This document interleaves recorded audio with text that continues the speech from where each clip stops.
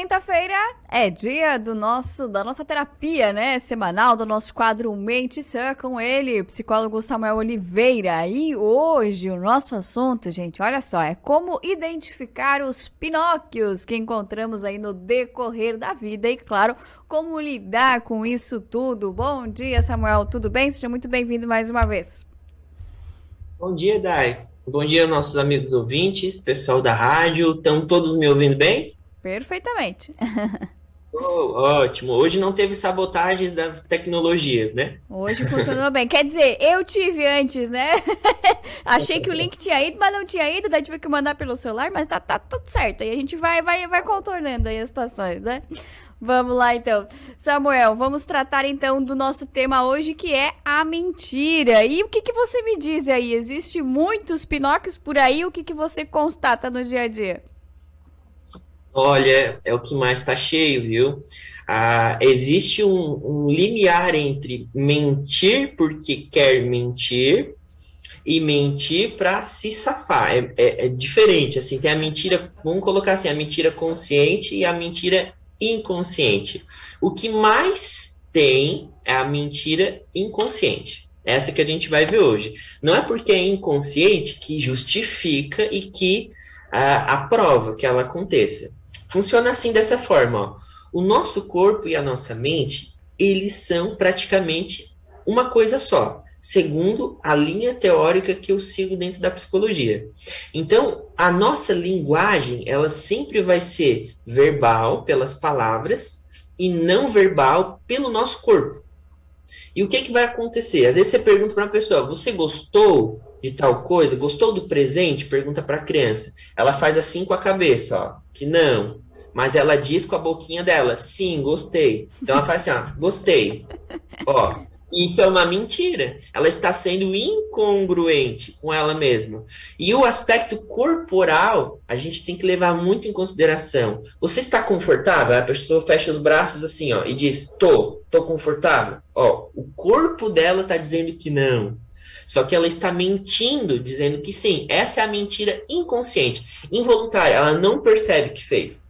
Agora, a mentira voluntária é aquela que eu crio conscientemente uma historinha para me dar bem em alguma situação. Então aqui a gente fala de traços de personalidade de manipulação, onde eu quero distorcer para que eu fique favorável nessa história. Essa do corpo que eu falei em primeiro lugar, ela é inconsciente. Eu não quero desagradar. Aí eu digo que ficou boa, mas o meu corpo está entregando quando eu fecho os braços aqui, ó. Então, existem esses dois tipos de mentira. Nem todo mundo é um mentiroso, tá? Às vezes as pessoas estão apenas protegendo a sua neurose. Agora, muito atento com as pessoas que mentem porque quer. Muito atento a políticos que prometem e não cumprem. Esses são os mais perigosos. Samuel, pela abertura do nosso papo, todos nós aí somos um pouquinho Pinóquio, então, né? Todos nós temos mecanismos no nosso corpo e na nossa mente que querem nos proteger de sentir dor e sofrimento. E às vezes essa proteção ela é exacerbada, onde eu tenho vergonha de ser de determinada forma e aí eu causo em mim um bloqueio para eu não sentir essa dor. Então, às vezes, eu estou lá jantando com uma pessoa que fez uma janta para mim. Ela está tentando me agradar com essa janta, está tentando me fazer bem. Só que eu não gostei dessa janta. E aí, para não desagradar ela, que essa seria talvez uma questão minha a ser trabalhada, para não desagradar ela, eu digo que a janta ficou boa. Só que quando olha para o prato, a pessoa vê que eu não concluí o prato, que eu não comi tudo, ficou mais da metade. Então ela vai perceber. Todo mentiroso deixa rastro. Eu disse que a comida estava boa, mas eu deixei mais da metade no prato. Olha que interessante. Eu disse que eu gostei do seu presente, mas eu fiz assim, fiz não com a cabeça. Eu nem abri o pacote 100%. Todo mentiroso deixa rastros. E o que seria o ideal com essa nossa conversa? Aonde eu quero chegar? Para que a gente seja cada vez mais nós mesmos, cada vez mais autênticos, para que a gente tenha coragem de dizer: eu sei que o seu esforço em fazer a janta foi muito válido, mas eu não gosto desse tipo de comida. Eu sou vegano, ou eu não curto esse tipo de sopa, eu te agradeço. Mas é eu que prefiro não. Né? Então, que a gente comece a ser mais autêntico com o nosso papo de hoje. E não estou aqui para rotular ninguém, para chamar ninguém de mentiroso, mas sim para conduzir as pessoas cada vez mais para uma autenticidade. Saber mais ser fiel a si mesmo e à sua essência. Samuel, um pouquinho você deu aí, né, uma cutucadinha aí nos nossos políticos e chamou atenção também pra gente ter cuidado. E aí eu te pergunto, existe mentirinha do bem? Não entendi. Existe Mentirinha do bem? mentirinha do bem? Não, não existe mentirinha do bem. Eu vou mentir para alguém é por uma intenção. Né? Hoje eu não vou falar exclusivamente da primeira mentira, vou focar nessa segunda, que é o grande problema, é quando a pessoa mente porque quer. Não existe mentirinha do bem. Não tem como eu mentir para minimizar alguma coisa. É sempre eu mentindo para querer algo em troca com essa situação. Tá? Toda mentira tem perna curta. Toda mentira tem perna curta. Quando a pessoa descobre a mentira, é sempre desagradável.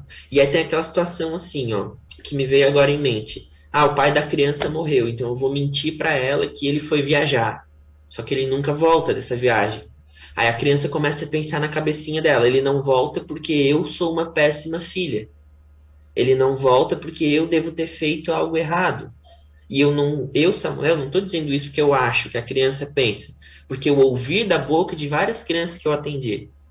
Então, as crianças deduzem que aquilo aconteceu por causa delas, quando a gente não fala a verdade. E tem todo um jeito de conduzir uma situação problemática, uma situação ruim, uma situação dolorida com uma criança. Agora, mentira não deve ser esse jeito. A gente nunca deve mentir na nossa vida. A gente nunca deve agir de uma forma que é diferente da nossa essência. Toda mentira é incongruência. E incongruência espeta. Uma hora, esse balão vai estourar. Samuel, falando desse aspecto da mentira, ela atrapalha mais a vida de quem mente ou a de quem recebe essa mentira? Eu diria que 50% de cada um. Por exemplo, pega um político que mente. Vai atrapalhar a vida do povo, as mentiras dele. E vai atrapalhar a própria vida dele também.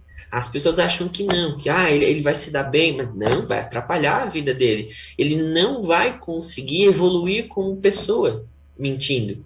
Então vai atrapalhar a vida dele. Toda mentira, ela existe para um propósito. Ninguém mente à toa, ninguém mente de graça. Toda pessoa que mente, ela quer algo com aquela mentira.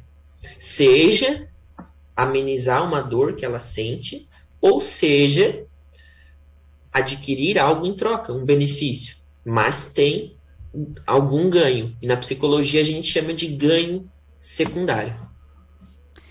Geralmente as pessoas, elas mentem mais. Em que aspectos da vida, Samuel? Assim, é no lado pessoal, profissional, é na vida conjugal? Onde é que tu encontra aí os problemas mais pontuais? Vida amorosa. Direto ao ponto. Vida amorosa. E aí, vida amorosa entra na família. É os pontos que mais tem acontecido a mentira. Uma ouvinte aqui no meu Instagram está dizendo assim, ó. Se eu não estiver enganada, o filho da Marília Mendonça ficou doente porque não falaram a verdade sobre a morte da mãe. Então, olha como é prejudicial. A gente omitir um fato. Eu vou minimizar, eu não quero ver ele sofrer. Aí eu causei nele uma doença. Eu falei uma mentira para ele que chegou numa doença.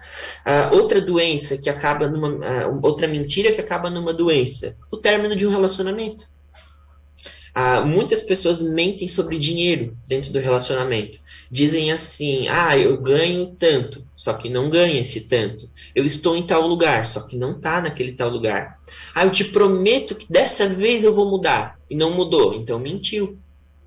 Entende? Tudo aquilo que desonra a nossa palavra é uma mentira.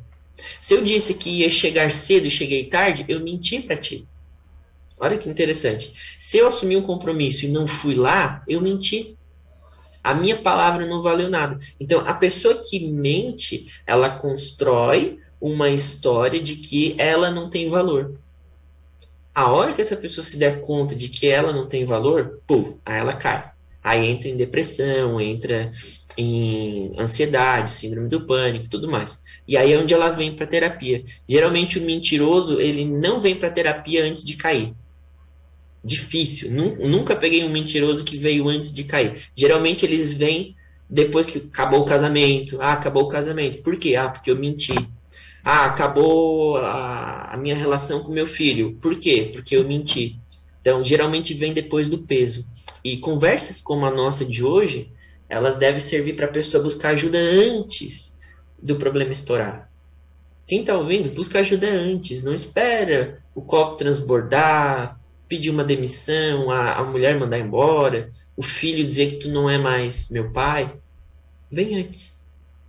Eu vejo, ouvindo tu falar assim, Samuel, que parece que existe uma quebra de confiança, né? Quando você percebe que tem uma mentira ali, né? Existe uma quebra de humanidade quando percebe que tem uma mentira ali. É muito mais que confiança. E para restabelecer esse vínculo, não é com duas palavras. Não é. Principalmente a pessoa que diz assim, ó, eu prometo que eu nunca mais vou fazer tal coisa. Aí ela vai lá e faz. De novo.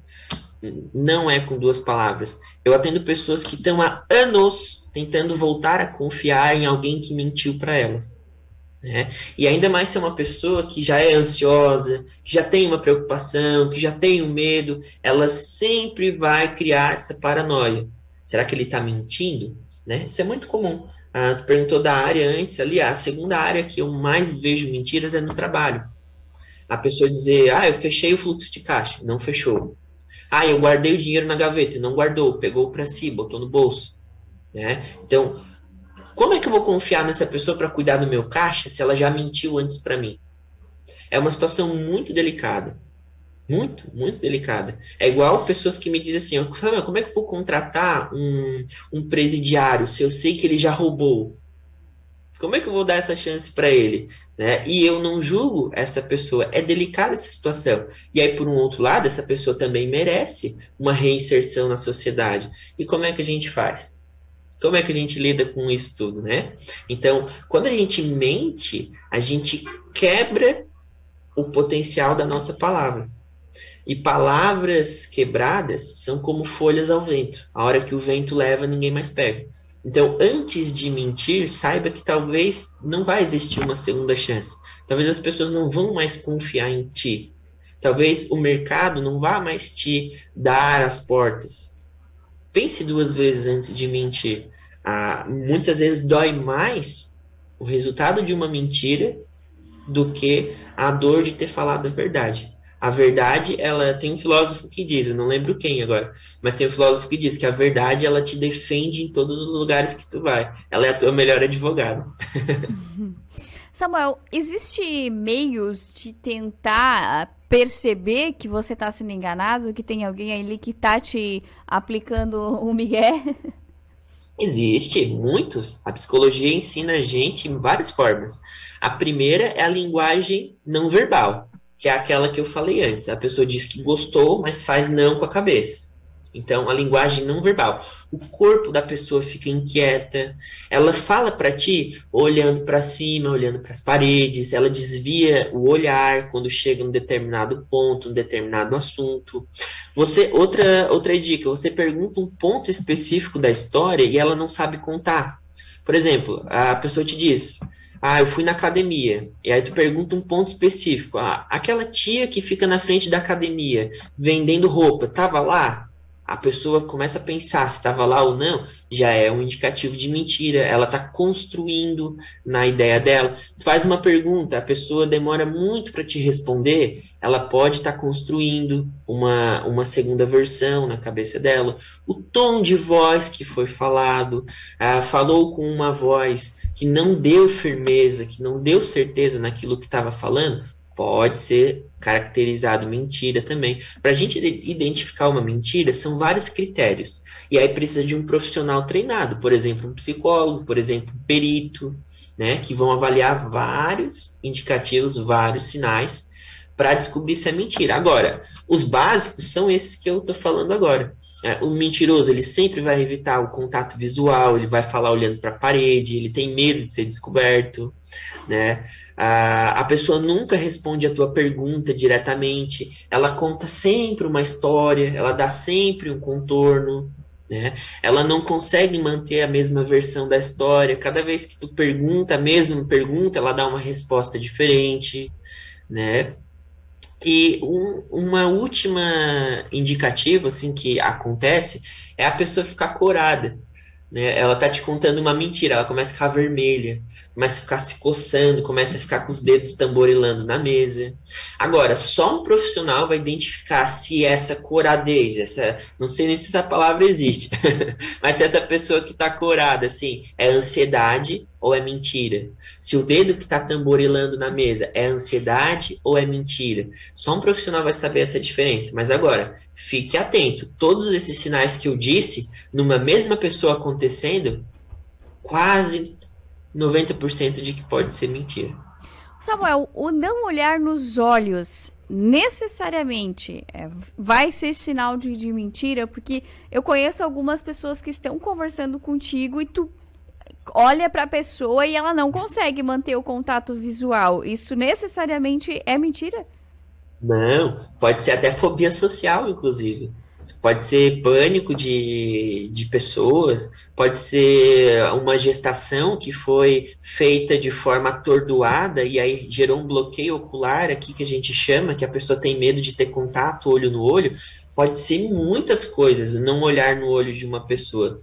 Inclusive, pode ser porque eu sou arquiteto e estou reparando no ambiente, entende? Pode ser muitas coisas, não olhar no olho de uma pessoa.